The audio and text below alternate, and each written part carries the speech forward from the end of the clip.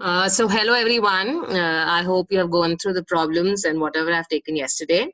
I had sent the video also so that you can go through it again. And for people who are not able to access, well, I'll be sending the YouTube link also. I thought I'll complete, a part of the module and then I'll thought of uploading it in YouTube. So today we are going to start with force exerted by the jet on moving curved plate at one end tangential. So here I'm dealing with an unsymmetrical case. So suppose if I'm dealing with an unsymmetrical case, if it is symmetry, if it is symmetrical, then I can, use it for that also. I just have to have certain condition I can use. So this is where my velocity triangle is coming into picture. As the class goes, you can understand it better. You can see a figure with a lot of information. Okay, now this is basically a plate or a vein, and we are drawing when a jet of water, I'm not shown the jet of water, I've just shown as a small symbol. When a jet of water is striking and the plate is able to move, because of these two velocities, my internet connection is unstable. Because of these two velocities, there are a lot of components which is getting formed, and for that the easiest method to solve is by velocity triangle. Well, a velocity triangle is a representation you have at the inlet. This is my inlet, and at the outlet I have drawn triangles. Well, in the next few slides I'll show step by step how do we draw this triangle. So here we are trying to do by a jet of water from one side, that is tangentially it is acting, it is striking the vein, and we are drawing the inlet as well as the outlet triangle. Okay, and this is all for turbo machine. Your turbo machine is basically where you have a rotor and blades.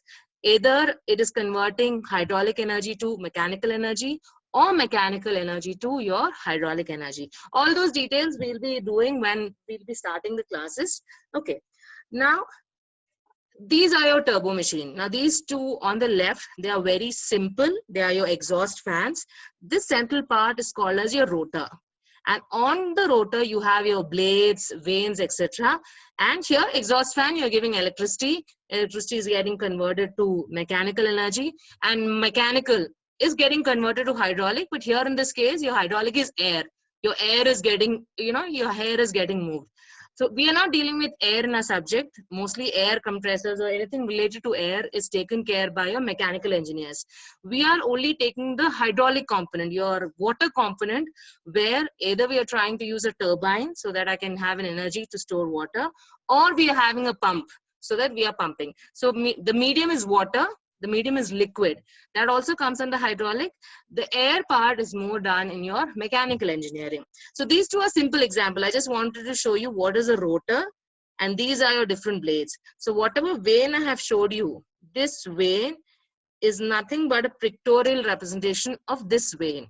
It can be different angles, different sizes, different angles, etc. And this is your rotor. This is also rotor. Now this is the diagram of a Pelton wheel. Okay, Pelton wheel. This is a central rotor, and these are the blades shape. This is a special size of blades for this Pelton wheel. So we'll be doing this in detail. So for this also we'll be using your velocity triangle. The velocity triangle is a base for your turbo machines, okay, or hydraulic machines in your module. Now coming to, I had in the previous, there are a lot of components. So I'll list down all the components, what it is, and then after that, if you have a notebook, then I'll show you step by step how I am constructing this velocity triangle. So here, all at inlet. Inlet is a point at which the jet is striking the vane for the first time. So we have V1, that is the velocity of jet at inlet. U1, velocity of plate at inlet. VR1, that is a relative velocity of jet and plate at inlet. VW1 and VF1, velocity of whirl, velocity of flow. These are the components of velocity of jet along horizontal and vertical direction. Your whirl causes the rotating part. See, whenever you have a machine, it's all rotating. So the component of velocity which is making it to rotate or whirl like a whirlpool is called as velocity of whirl. The, what do you say, horizontal, the vertical component is velocity of flow. Your velocity of flow is not very significant, but it's a component. Okay, your velocity of whirl is more significant. Velocity of flow, it is just going in the vertical direction.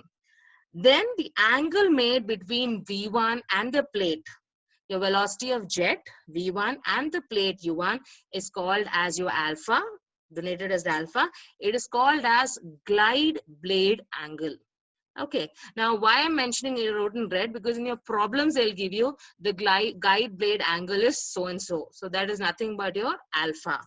And the angle between relative velocity and the plate, the velocity of the plate U1 is called as theta, and it is called as vane angle at inlet.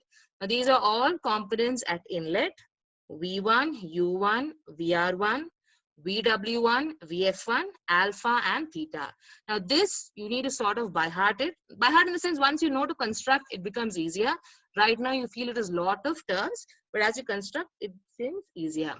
Similarly, you have for outlet also. Outlet also, all are same except for we are having angle. Oh, I have not changed. It's all 2, okay? I have not changed it to 2, sorry. These are all 2. These all are outlet. It's V2, U2. I forgot to change it. The only difference is, so I'll change it in the PPT further, okay?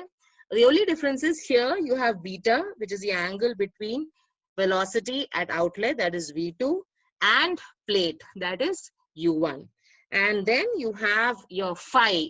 Your phi is again between your relative velocity at outlet, VR1, and the plate U2.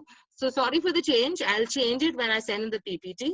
But it's the same thing only for this beta and phi angle. Now here, I think it would be good that if you have a notebook with you, because I'll show you step by step how are we constructing a velocity triangle. So I'm taking, the first thing is my blade, your plate or vane.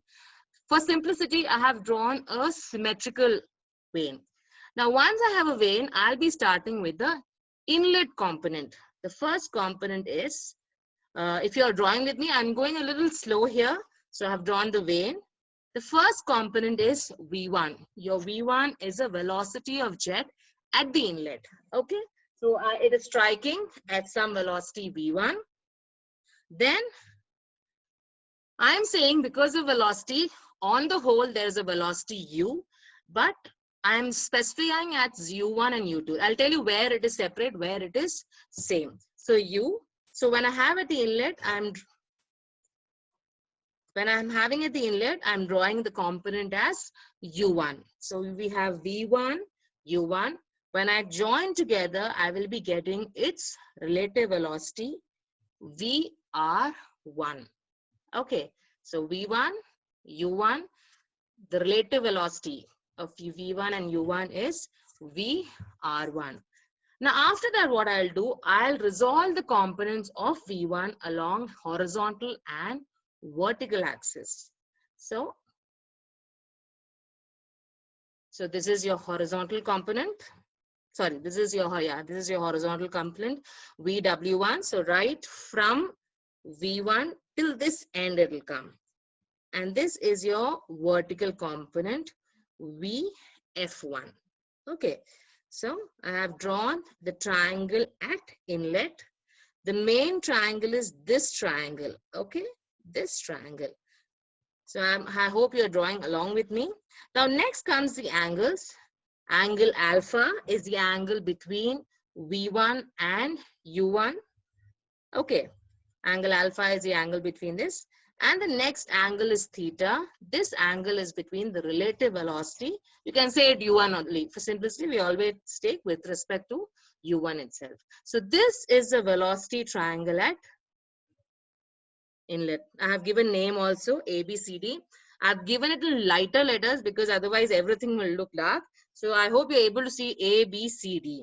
And in future, it's always better to use the same notation. Okay, if you understand it, you can change that also. But I always have ABCD, EF, GH. So this is my velocity triangle at inlet. Okay, now from here, I'm going to outlet. Now the thing which is same, if my plate or vane is smooth, the relative velocity here will be equal to the relative velocity at the outlet. Okay, so I'll start when I'm constructing a velocity triangle. After I complete my inlet, my starting point of outlet is by VR2. Your VR1, if it is smooth, the plate is smooth, your VR1 is equal to VR2. Here we are notating it different because sometimes in problems they'll ask you your VR2 is 80% of VR1, 70% of VR1. Okay, so that's why I've given a different notation.